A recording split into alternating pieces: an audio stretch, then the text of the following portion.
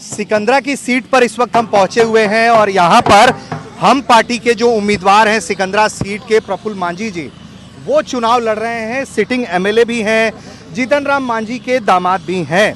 और सर, किस तरह की तैयारी है चुनाव में, क्या लग रहा है?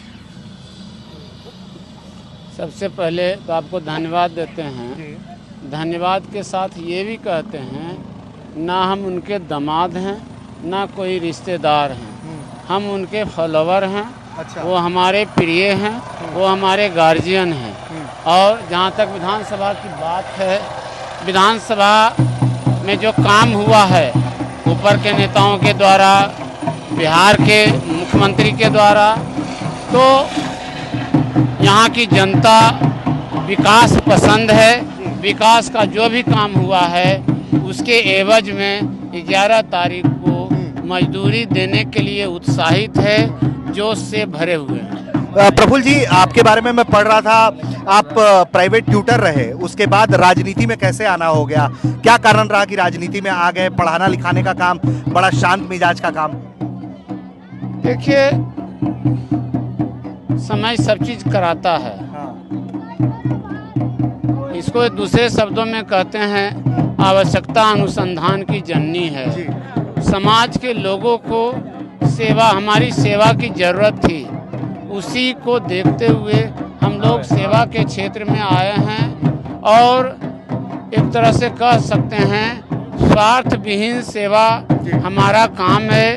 हमारे नेता श्री जीतन राम मांझी हमारे आदर्श हैं। वो 40 वर्ष विधायक रहे, अभी केंद्र में वर्तमान में मंत्री हैं। कोई लकदक नहीं है, रुपये पैसे से उनको कोई मोह नहीं है। वही हमारे आदर्श हैं, इसलिए निस्वार्थ सेवा करने के लिए हम राजनीति में। प्रफुल्ल जी, आप टीचर रहे हैं, मांझी जी बता रहे थे मंच पर कि थोड़े आप कभी कभी डपट भी देते हैं लोगों को, क्या? कोई बात नहीं होती है, कभी कभी खट्टा मीठा होता है। बर्तन जब एक जगह रहता है तो आपस में टकराता है तो आवाज होती है। वैसा कभी होता है। कोई साथी हैं जो बहुत गलत कर देते हैं तो उनको समझाने के लिए थोड़ा सा कड़क होना पड़ता है। ऐसी कोई बात नहीं है, सौम्यता ही, शांति से ही विकास होता है। सर, पूछना ये भी था कि आपकी सीट के लिए कई पार्टियों की नजर थी आपकी सीट पे कि प्रफुल्ल जी को इस बार चलता कर दिया जाए। आपके भी साथी लगे हुए थे, तो अब सब मैनेज हो गया है या हमारे पास तो कुछ खबरें हैं कि कुछ आपके सहयोगी दल के कुछ नेता, जो स्थानीय नेता हैं, वो आपके साथ कुछ भीतरघात करने की कोशिश भी कर रहे हैं? नहीं, ऐसी कोई बात नहीं है, कोई भीतरघात नहीं है। लोकतंत्र है, लोकतंत्र में सभी को अपनी राजनीति करने का अधिकार है। सभी को चुनाव लड़ने का अधिकार है। सभी को ये मंशा होती है कि हम भी टिकट मांगे, टिकट मिले और चुनाव लड़े। इसलिए वैसी कोई प्रतिद्वंद्विता उन लोग के समय टिकट के पहले तक है। जब टिकट का बंटवारा हो गया, चुनाव के मैदान में आ गए हैं, तलवारें खिंच चुकी है, तो जो भी एनडीए के साथी हैं, सभी साथी एकमुश्त नीतीश कुमार को मुख्यमंत्री बनाने के लिए कटिबद्ध हैं, पगड़ी बांध रखे हैं, प्रतिज्ञा कर चुके हैं।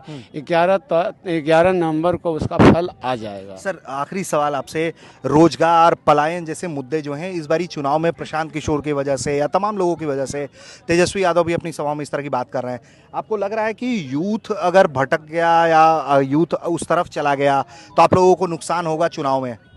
देखिए, जहाँ तक रोजगार की बात है, हम तो बहुत सारा ऐसी योजनाएं विधानसभा में हम लोगों ने पारित किया है युवकों को रोजगार करने के लिए, युवकों को सर्विस देने के लिए। और बहुत सारे लोग वोकेशनल ट्रेनिंग ले करके वो व्यापार में जुट गए हैं। आज अगर हम महाराष्ट्र की बात करें, गुजरात की बात करें, केरला की बात करें, बगल में हम पश्चिम बंगाल की बात करें, तो वहाँ जो लोगों ने कुटीर उद्योग को अपनाया, लघु उद्योग को अपनाया, वो राज्य ज़्यादा विकसित हुआ। नौकरी से ज़्यादा उनको इनकम अपने व्यापार करने में है, अपने बिजनेस करने में है, उद्योग करने में है। इसलिए हम लोग बढ़ावा दे रहे हैं लघु उद्योग को, कुटीर उद्योग को, जिससे लोगों को ज़्यादा फायदा होता है। उसके लिए हमारी सरकार ट्रेनिंग दे रही है, बैंक से उनको काम करने के लिए राशि उपलब्ध कराई जा रही है।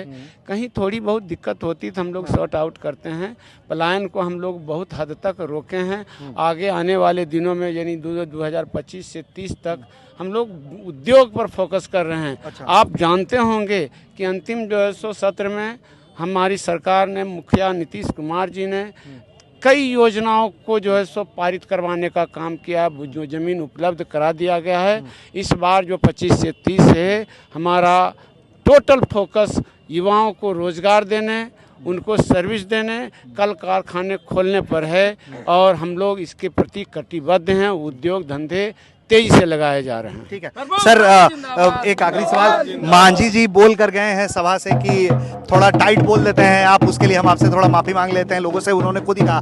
तो ध्यान रखिएगा कि डांटिएगा डपटिएगा नहीं लोगों को। नहीं, वैसी कोई बात नहीं है, है? नहीं वैसी। तो वो जो टीचर है आपके अंदर का, वो कभी कभी जाग जाता है क्या? चलिए ठीक है। तो ये थे प्रफुल्ल मांझी, जो हम पार्टी के उम्मीदवार हैं, चुनाव लड़ रहे हैं सिकंदरा की सीट से, और यहाँ पर एनडीए के ये कैंडिडेट हैं। इनके लिए तमाम नेताओं ने ताकत लगा रखी है।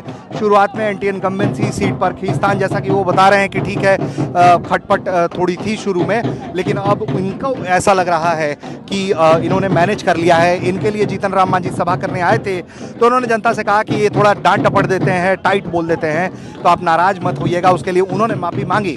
प्राइवेट ट्यूशन टीचर रहे हैं प्रफुल्ल मांझी, उसके बाद से की यात्रा है, और अब एक बार विधायक चुने गए हैं, दोबारा फिर से मैदान में हैं, और सामने से जो पार्टी है वो ताकत लगा रही है आरजेडी या कांग्रेस की, उनको टक्कर दिया जा सके।